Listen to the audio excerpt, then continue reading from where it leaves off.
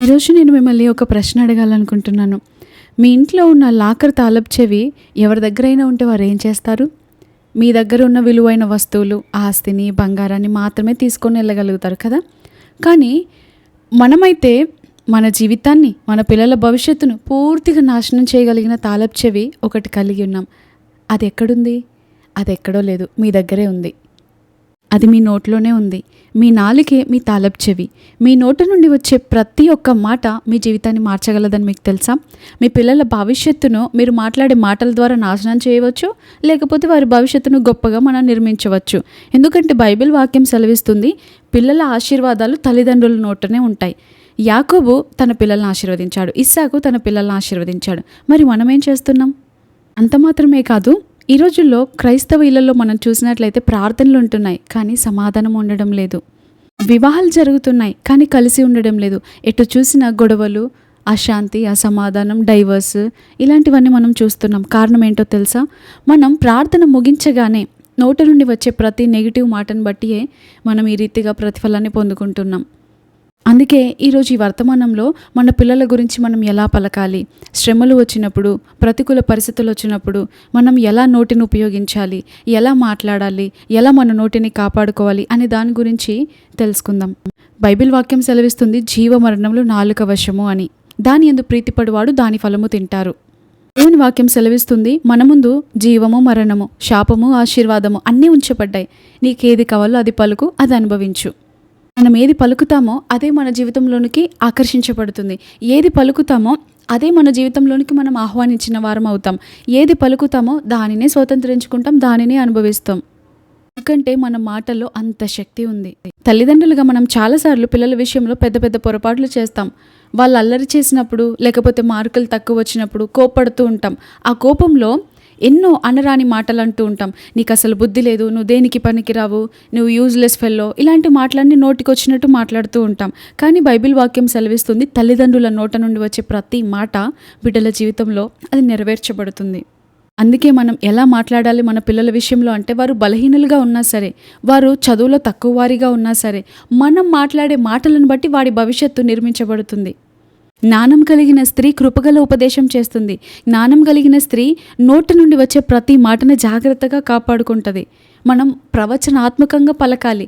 నా బిడ్డలు ఉన్నత స్థితిలో ఉంటారు, నా బిడ్డలు జ్ఞానులుగా ఉంటారు, నా బిడ్డల వలన ఆ స్కూల్కి గొప్ప పేరు వస్తుంది, నా బిడ్డలే రేపటి గొప్ప వారిగా ఉంటారు, నా బిడ్డలు గొప్ప ఆశీర్వాదకరంగా ఉంటారు. ఇలాంటి మాటలను మనం రాసుకొని ప్రతిరోజు పలుకుతూ ఉండాలి. అవి వారి భవిష్యత్తుకు పునాదిగా ఉంటాయి.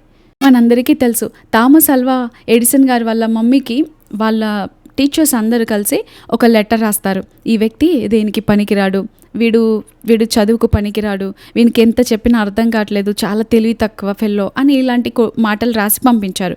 కానీ తల్లి ఎలా చదివింది? ఆ నెగిటివ్ మాటలని తనకు వినిపించకుండా, తన చెవిలో పడకుండా ఆ మాటలని పాజిటివ్గా తను వినిపించింది. నువ్వు స్కూల్లో గొప్పవాడివంటరా, నీకు చదువు చెప్పేంత జ్ఞానం వారికి లేదంట అని పాజిటివ్ మాటలతో కొడుకును ప్రోత్సహించింది. కాబట్టే గొప్ప సైంటిస్ట్ అయ్యాడు. లేకపోతే ఏ క్రిమినలో, దొంగనో, ఏ పిచ్చివాడో అయ్యుండేవాడు. మనం బైబిల్లో కూడా ఇటువంటి సంఘటనలను చాలా చూస్తూ ఉంటాం కదా. మోషే కనాను దేశాన్ని వేగి చూడడానికి 12 మందిని పంపించినప్పుడు అందులో 10 మంది ఏమని సమాచారం తీసుకొచ్చారు? అమ్మో, వారిని మనం జయించలేము, వారి దృష్టికి మనం మిడతల్లాగా ఉన్నాము అని నెగిటివ్గా, అవిశ్వాసంతో మాట్లాడారు. ఆ మాటలు పలికిన వారు పొందిన ఫలితం ఏంటో తెలుసా? వారు ఆ అరణ్యంలోనే రాలిపోయారు, ఆ అరణ్యంలోనే చనిపోయారు. కనీసం కనాను దేశాన్ని కూడా వారు చూడలేకపోయారు, అందులో అడుగు పెట్టలేకపోయారు. కానీ 2 వ్యక్తులు మాత్రం, యెహోవా మనకు తోడైనాడు, మనం నిశ్చయముగా దేశాన్ని స్వాధీనం చేసుకుంటాం, మనం పోరాడతాం, మనం జయిస్తాం, మనం గెలుస్తాం, మనం దాన్ని స్వతంత్రించుకుంటాం, మనం అందులో ప్రవేశిస్తాం అని యెహోషువ, కాలేబులు 2 మాత్రమే పాజిటివ్ మాటలు వాళ్ళు మాట్లాడారు. దానికి వారు పొందిన ఫలితం ఏంటో తెలుసా? వారిద్దరు మాత్రమే ఆ దేశంలో అడుగుపెట్టారు. మనం బైబిల్లో దావీదును చూస్తే, గొలియాతును ఎదుర్కొన్నప్పుడు దావీదు ఏమైనా భయపడి నెగిటివ్గా మాట్లాడా? అతని ఆకారాన్ని చూసి, అతను వేసుకున్నటువంటి వాటిని చూసి ఏమైనా నెగిటివ్గా మాట్లాడా? అమ్మో అని భయపడ్డా? అమ్మో, ఇంత పెద్దగా ఉన్నాడు, నేను ఎక్కడ జయిస్తాను, నా హైట్ ఎంత, నా వెయిట్ ఎంత, నేను ఎంత చిన్న బాలుణ్ణి అని అనుకున్నాడా? దానికి బదులుగా ఆయన ఏమన్నాడో తెలుసా? ఈరోజు యెహోవా నిన్ను నా చేతికి అప్పగించును గాక. నీ విశ్వాసంతో పలికాడు కాబట్టే గొప్ప జయాన్ని చూశాడు. మన జీవితంలో కూడా గొలియాతు లాంటి పరిస్థితులు ఎదురవుతూ ఉంటాయి. మన జీవితంలో కూడా కొన్ని ప్రతికూల పరిస్థితులు ఎదురవుతూ ఉంటాయి. ఆ సిచ్యువేషన్లు ఎదురైనప్పుడు మనం నెగిటివ్గా మాట్లాడకూడదు. మన జీవితంలో ఆర్థిక ఇబ్బందులు ఎదురైనప్పుడు, అనారోగ్యం వచ్చినప్పుడు సహజంగానే మన నోటి నుండి ఏమొస్తాయి? ఇక నా పని అయిపోయింది, ఇక నేను బ్రతకలేను, ఇక నా జీవితం ఇంతే, ఇక నా పరిస్థితులు ఇంతే, ఇక నేను ఎప్పటికీ ఇంతే, ఇలాంటి మాటలు సహజంగా మనం మాట్లాడుతూ ఉంటాం. కానీ దేవుని బిడ్డలుగా మనం ఏం మాట్లాడాలో తెలుసా? నేను జయిస్తాను, నేను చావను, నేను సజీవురాలైన యెహోవా కార్యాలను వివరిస్తాను, ఈ సమస్య సమాధి చేయబడి నేను సాక్ష్యంగా బయటికి లేస్తాను, నా దేవుని నామం నేను మహింపరుస్తాను. ఇలాంటి మాటలను మనం పలకాలి. దావీదు అందరూ తరుముతున్నా సరే, నా శత్రువుల ఎదుట నువ్వు నా తలనెత్తువాడవయ్యా అంటున్నాడు. మనం అటువంటి మాటలు పలికినప్పుడు మనలో విశ్వాసం పెరుగుతుంది, ధైర్యం వస్తుంది, మనం తప్పకుండా జయిస్తాం. జీవితంలో ఆర్థిక ఇబ్బందులు రాగానే అప్పుల వారు వచ్చి మనల్ని వేధిస్తూ ఉన్నప్పుడు వెంటనే మనం పలుకుతూ ఉంటాం, ఇంకా నాకు సహాయం చేసేవారు ఎవ్వరూ లేరు, నాకు అసలు సహాయం చేసేవారే లేరు, దేవుడు కూడా పట్టించుకోవట్లేడు, దేవుడు కూడా నా ప్రార్థన ఆలకించట్లేదు అని ఇలాంటి మాటలు అంటూ ఉంటాం. దానికి బదులుగా ఆ మాటలు పలికితే ఏ ఫలితం రాదని తెలిసినా కూడా మనం అవే పలుకుతూ ఉంటాం. దానికి బదులుగా ఏం పలకాలో తెలుసా? దేవుడు తన మహిమ ఐశ్వర్యం చొప్పున ఈరోజు నా ప్రతి అవసరత తీరుస్తాడు, నా ప్రతి కొరతను తీరుస్తాడు, నాకు ఏది లేమి ఉండదు. ఎందుకంటే ఆయన వాక్యం సెలవిస్తుంది, సింహం పిల్లలైనా లేమి గలవై ఆకలి కొంటాయేమో కానీ ఆయన నమ్ముకున్న వారికి ఏ మేలు కొదువై ఉండదు. యథార్థవంతులు భూమి మీద మేలైన దానిని స్వతంత్రించుకుంటారని వాక్యం సెలవిస్తుంది. ఈరోజు నేను మేలును ప్రతిఫలంగా పొందుకుంటాను, నాకు ఏ కొరత ఉండదు, నాకు ఏ లేమి ఉండదు. వెంటనే జరగకపోవచ్చు. చూడండి, చెట్టును విత్తుతాము, ఒక విత్తనం విత్తుతాం, చెట్టు వెంటనే వస్తుందా? లేదు. అలాగే మన జీవితంలో కూడా మనం ప్రతిరోజు పలుకుతూ ఉండాలి, ప్రతిరోజు మాట్లాడుతూ ఉండాలి. మనం ఈరోజు తింటాం, ఈ యొక్క బలము రేపటి వరకు వస్తుందా? మరలా రేపు తింటాం. అలాగే ప్రతిరోజు పలకాలి. మనం చెట్టుకు నీరు పోస్తాం, ఈరోజు పోసి మరలా రేపు పోయకపోతే అది చచ్చిపోతుంది. కొందరు ఏం చేస్తారంటే ఎక్కువ వాటర్ ఒకే రోజు పోసేస్తారు, మిగతా రోజులు ఏమీ పోయకుండా ఉంటారు. అలా కూడా తప్పే. చెట్టుకి రోజు ఎంత అవసరమో అంతే పోయాలి. కానీ కన్సిస్టెన్సీ మెయిన్ ఇక్కడ. ప్రతిరోజు నువ్వు కొంత పోస్తున్నావా ఎక్కువ పోస్తున్నావా అన్నది కాదు, కానీ ఆ చెట్టుకి తగ్గట్టు నువ్వు పోయాలి, రోజు పోయాలి. ఈరోజు మీ జీవితంలో కూడా మీ సమస్య ఎంత పెద్దదైతే అన్ని ఎక్కువ సార్లు వాక్యాన్ని పలకాలి, అంత ఎక్కువగా దేవుని పైన విశ్వాసం పెంచుకోవాలి. ఒకరోజు 1000 సార్లు పలికేసి మరో 6 రోజులు మనం వదిలేస్తే అది నెరవేర్చబడదు, ఎండిపోతుంది. అందుకే ప్రతిరోజు కన్సిస్టెన్సీ అనేది చాలా ముఖ్యం. మనకు ప్రతికూల పరిస్థితులు ఎదురైనప్పుడు వాక్యాన్ని పలకాలి అంటే మనం హృదయం ముందుగా వాక్యంతో నింపబడి ఉండాలి. ఎందుకంటే వాక్యం సెలవిస్తుంది, హృదయం నిండి ఉన్న దాన్ని బట్టి నోరు మాట్లాడుతుంది. మీ జీవితంలో ప్రతికూల పరిస్థితులు ఎదురవగానే నెగిటివ్ మాటలే వస్తున్నాయా? ఆ కోపంలో అనాలోచితంగా ఏది పడితే అది మాట్లాడిస్తున్నారా? అయితే మొదటగా మనం ఏం మార్చుకోవాలో తెలుసా? మన హృదయాన్ని వాక్యంతో నింపుకోవాలి, మన హృదయ స్థితిని మార్చుకోవాలి. అంత మాత్రమే కాదు, మనం మన నోటిని జాగ్రత్తగా కాపాడుకోవాలి. భర్త తిట్టినప్పుడైనా, పిల్లలు అల్లరి చేసినప్పుడైనా మన నోటిని కాపాడుకోవాలి. ఒక స్త్రీ తన భర్త ఎంతో వేధిస్తున్నప్పుడు ఇంకా తన బిడ్డలను తీసుకొని తన భర్తను వదిలేసి వెళ్ళిపోవాలనుకుంటుంది.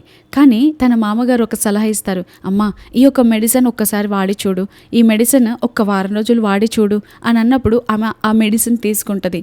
అది నోట్లో వేసుకుంటున్నప్పుడు ఆ మామగారు చెప్తారు, ఈ యొక్క మెడిసిన్ నువ్వు నోట్లో వేసుకున్నప్పుడు రోజు ఇది ఉదయం వేసుకోవాలి, మధ్యాహ్నం వేసుకోవాలి, రాత్రి వేసుకోవాలి. వేసుకున్న ప్రతిసారి 4 గంటలు నోట్లోనే ఉంచుకోవాలి. అది బయటికి ఉమ్మి వేయకూడదు, నోట్లోకి మింగకూడదు.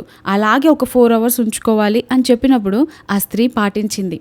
అప్పటి వరకు తన జీవితంలో ఎన్నో గొడవలు, ఇంకా కుటుంబం అంతా విచ్ఛిన్నమైపోయే స్థితికి దిగజారినప్పుడు ఆ స్త్రీ అలా చేయడం వల్ల, తన నోటిని కాపాడుకోవడం వల్ల, తను ప్రతి పరిస్థితిలో మౌనంగా ఉండడం వలన తన కుటుంబం కట్టబడింది.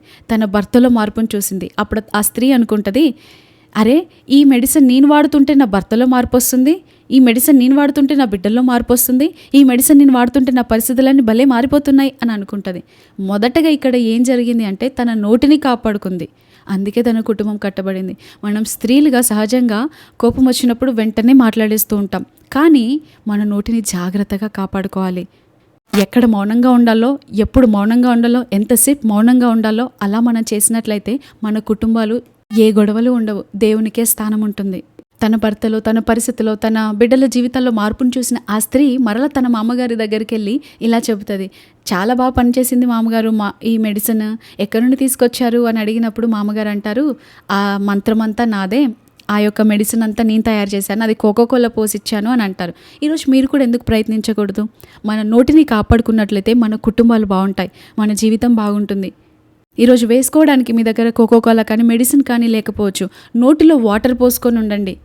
మీకు కోపం వచ్చినప్పుడు, మీ భర్త మిమ్మల్ని తిడుతున్నప్పుడు, అక్కడ ఏ సమయంలో అయితే మీరు మౌనంగా ఉండాలనుకుంటున్నారో ఆ సమయంలో మీరు కావాలంటే నోట్లో వాటర్ వేసుకొని అలా కొన్ని గంటలు ఉండండి.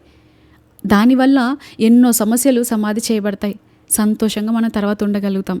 అందుకే మనం ఉదయం లేవగానే, దేవా నా నోటికి కావలి ఉంచయ్యా, నేను ఈరోజు ఏది మాట్లాడాలో అదే నా నోట నుండి రావాలయ్యా, నా పెదవుల ద్వారానికి కాపు పెట్టయ్యా అని ప్రతిరోజు ఉదయం లేవగానే మనం దేవుని సన్నిధిలో అడగాలి. మన నోటిలో జీవం ఉంది. మనం మాట్లాడే ప్రతి మాట ఇతరులకు క్షేమాభివృద్ధి కలగజేయాలి, ఇతరులకు ఆశీర్వాదాన్ని సమకూర్చాలే తప్ప ఇతరులను బాధించేదిగా, గాయపరిచేదిగా ఉండకూడదు. మన నోరు ఎప్పుడు దేవుని స్తుతించేదిగా, దేవుని వాగ్దానాలను పలికేదిగా, ప్రార్థనలు చేసేదిగా, విజ్ఞాపనలు చేసేదిగా ఉండాలి. ఏ సిచ్యువేషన్ వచ్చినా సరే పాజిటివ్గా మాట్లాడండి, దేవుని వాక్యాన్ని పలకండి, దేవుని స్తుతించండి. అట్టి కృపభాగ్యం దేవుడు మనకు అనుగ్రహించి నడిపించునుగాక. ఆమేన్.